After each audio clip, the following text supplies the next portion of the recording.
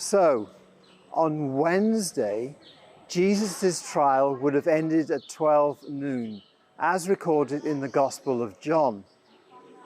In John 19:14, he writes, "It was about the 6th hour." The crucifixion, then, must have been the following day. Jesus was held in the praetorium overnight.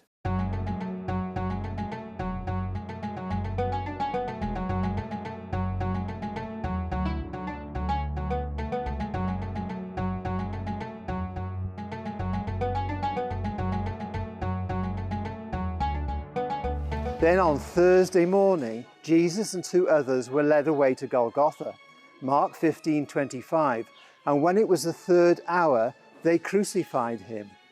I argue if all the soldiers are in here and they're worried about crowds, they're going to bring him inside the palace. Yeah. Now, here's the wall. What does the scripture say? He comes outside the wall, and what happens to him?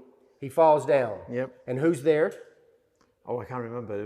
Simon of Cyrene. That's it, yes. Where is Cyrene, and what does the scripture say about him? He's coming out of the country, but he's not in the city yet. Now, if you've been traveling from North Africa to Jerusalem and you're about to enter the city, what do you got to do for yourself and your animals? You got to drink them and feed them. That pool is still there to this very day, right outside the wall, 75 meters, and another 150 meters is a crucifixion spot. And if that was the place, it's already outside the wall. The scripture wouldn't say he comes outside. Exactly. This is when he comes outside. It all comes together like a glove. It does. Simon of Cyrene is right there. The Church of the Holy Sepulchre right here. That would have been outside of the wall. A lot of people get confused on that. Yes. The garden tomb would have definitely been outside the wall. So don't get tricked into things like that. Golgotha, Yes, mean, you show it up as a mound here, but is there any evidence to show that this was actually a hill? So it's still there today. And Right. you go to the Church of the Holy Sepulchre and you walk in from the south door, immediately to the right, people are going up a flight of stairs, and that's that hill that's still left in there of the piece of the mountain range. If the crucifixion happened there, the burial can't happen there. The crucifixion and the burial cannot be within eyesight, smell sight, and hear sight of each other. And the best scripture for that is going to be Gospel of John, chapter 19, verse 41. And it's going to say, in the place of crucifixion, there was a garden, and in that garden is a brand new tomb where he was laid. Well, if you read that in English, you're stuck. In the place of the crucifixion is a garden, and in that garden is a brand new tomb. You're stuck in that place. Well, you might want to read it in Greek. In that place is topos.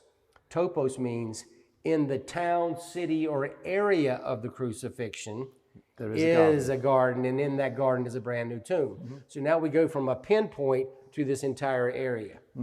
But how do we know, and why do I believe that they can't be within eyesight, smell sight, hear sight of each other? Who takes the body off the tree? Joseph of Arimathea He and does. Nicodemus. And what do we know about Joseph of Arimathea for sure? He's a Jew. What else? What do we know for sure that no one argues over? He's rich. Rich. Where is any rich person, Jew, Pharisee, Gentile, Greek, Roman, not going to put their brand new tomb within eyesight, smell sight, and hear sight of all these people hanging on trees for 4 to 10 days? He's not going to do it. So that tomb that we see that is the alleged tomb, if this is the place of the crucifixion, that tomb is within, 10 meters of the hill that I believe the crucifixions happened. At this point in the journey, we were going to go to the garden tomb.